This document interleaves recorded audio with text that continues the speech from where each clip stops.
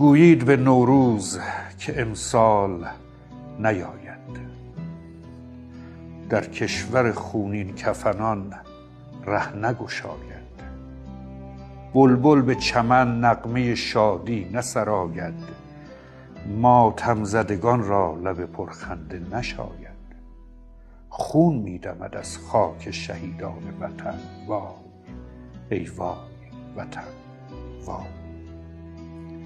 گلگون کفنان را چه بهار و چه زمستان، خونین جگران را چه بیابان چه گلستان.